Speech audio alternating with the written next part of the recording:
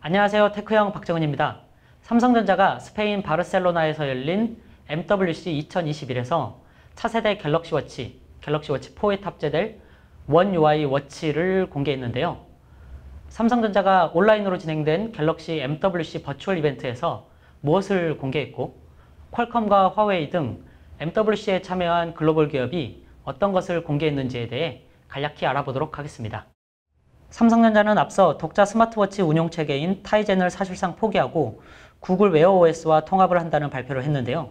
이는 애플워치로 스마트워치 시장에서 높은 점유율을 차지하고 있는 애플에 대응하기 위해 하드웨어를 지닌 삼성전자와 안드로이드 OS를 보유한 구글이 본격적으로 손을 잡았다는 의미입니다. 원 UI 워치는 삼성전자 갤럭시 스마트폰에 적용돼 다양한 편의성을 제공하던 원 UI를 워치에 맞게 변환한 것으로 볼 수 있는데요. 스마트폰과 연결성을 개선, 보다 일관성 있는 사용자 경험을 제공하는 데 초점을 맞췄습니다. 기본적으로 스마트폰에 워치와 호환되는 애플리케이션을 설치하면 갤럭시 워치에도 자동으로 다운로드가 이루어지고, 스마트폰이나 갤럭시 워치에서 각각 지역 설정, 메시지 차단 등을 하면 다른 기기에도 자동으로 반영되는 구조입니다. 무엇보다 구글의 앱마켓인 구글 플레이를 통해 다양한 안드로이드 기반 애플리케이션을 갤럭시 워치에 적용할 수 있게 됐습니다. 기존 갤럭시 워치는 삼성전자 자체 앱마켓인 갤럭시 스토어에 유통되는 앱과 시계 화면만을 적용할 수 있었는데요.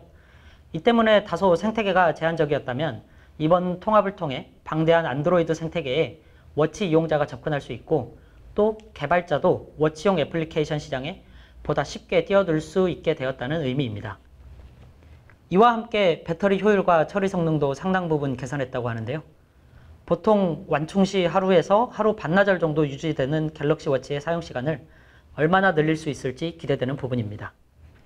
버추얼 이벤트에는 패트릭 숀의 삼성전자 무선사업부 CX 실장뿐만 아니라 구글의 안드로이드 및 웨어 제품 관리부문 부사장 사미르 사마트도 등장해 올여름 언팩을 통해 공개될 가칭 갤럭시 워치 4에 새로운 통합 플랫폼과 원 UI 워치가 탑재될 것을 공식화했습니다. 하지만 신제품의 실제 모습은 7월 혹은 8월중 열린 갤럭시 언팩 이벤트까지 다시 기다려봐야 할 것 같습니다. 이외에도 삼성전자는 갤럭시 에코시스템을 소개하며 S펜 기능을 보다 많은 플래그십에 적용할 예정이라고 밝혔는데요. 이는 역시 언팩을 통해 공개될 갤럭시 Z 폴드 3에 S펜 지원을 암시하는 것으로 해석됩니다. 퀄컴의 경우에는 새로운 플래그십용 모바일 AP 스냅드래곤 888 플러스와 5G 보급 확산을 위한 다양한 신기술을 공개했습니다. 스냅드래곤 888 플러스는 최대 클럭을 3GHz까지 지원, 기존보다 성능을 20%가량 개선했는데요. 기존 스냅드래곤 888이 아무래도 발열 이슈가 있다 보니 일부 소비자 사이에 불만이 제기되고 있는 상황인데, 성능을 높이면서 발열 관리 부분을 과연 해결했는지가 관전 포인트가 될 것으로 보입니다. 스냅드래곤 888 플러스는 3분기 중 출시되는 샤오미와 비보, 아너, 아수스, 모토로라 등 스마트폰 신제품에 탑재될 예정입니다. 공식 언급은 없었지만 삼성전자 갤럭시 Z 폴드 3에도 역시 탑재가 이뤄질 가능성이 높습니다. 이번 MWC에서 5G 관련해서는 본격적인 밀리미터파 5G 보급 확산에 초점이 맞춰졌습니다. 퀄컴은 기존 서브6 주파수 대역과 연계한 밀리미터파 대역의 빠른 속도를 구현하면서 커버리지를 보완하는 스몰셀용 랜 기술 등을 선보였는데요. 현재 버라이즌 등 밀리미터파를 상용화한 미국 이통사도 극히 제한적인 커버리지로 대중화의 난항을 겪는 상황에서 이를 극복할 수 있을지 주목됩니다. 미국 정부 제재에도 여전히 글로벌 5G 시장에서 분투하고 있는 화웨이 역시 다양한 5G 네트워크 장비 신제품을 공개했습니다. 화웨이는 MWC 참여기업 가운데 가장 큰 전시 부스를 차리고 또 가장 많은 돈을 투자하는 최대 스폰서로 유명한데요. 올해도 MWC를 통해 네트워크 장비 판로 개척에 공을 들이는 모습입니다. 주로 다중 입출력이 가능한 매시브 마이브 장비로 400mHz 초강대역, 3개 저대역 및 중대역, 상용 FDD 등 업계 유의를 부각하는 점이 눈에 띄었습니다. MWC 행사가 진행된 유럽과 중동, 동남아시아 시장 등 개척에 총력을 기울일 것으로 보입니다. 이외에도 자체 모바일 OS 플랫폼인 훅멍 2.0과 이를 탑재한 스마트폰 제품군도 MWC 기간 홍보에 열을 올릴 것으로 예상됩니다. 오프라인 전시에는 훅멍 2.0을 적용한 화웨이 워치 3 시리즈와 메이트 프로 등을 전시했다고 합니다. 이번 MWC 2021에는 일론 머스크 테슬라 CEO도 기존 설자로 처음 참석해 관심을 모았습니다. 다만 테슬라 전기차에 대한 내용이 아닌 우주항공 기업 스페이스X의 스타링크 프로젝트를 소개하는 자리였는데요.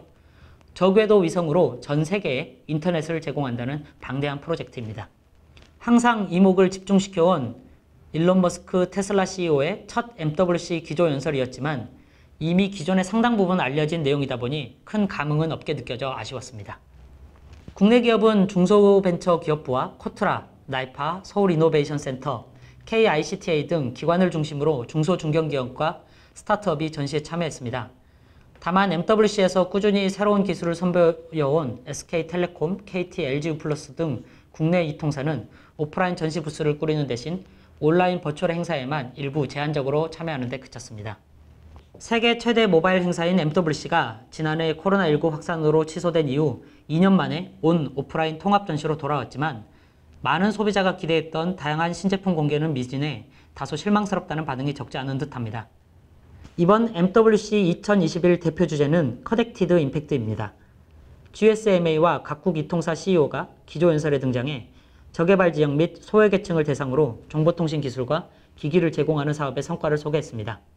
코로나19 팬데믹이라는 세계적 위기를 극복하고 보다 나은 미래를 만들어 나가는데 연결성 확대의 중요성을 부각한 것으로 보입니다.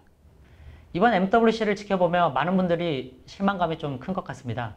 아무래도 가장 기대감이 컸던 삼성전자의 버추얼 이벤트는 하반기 있을 갤럭시 언팩의 예고편 느낌이 강했고 그동안 MWC에서 꾸준히 신제품을 발표해온 LG전자는 스마트폰 사업 철수로 불참을 선언했으니 말이죠.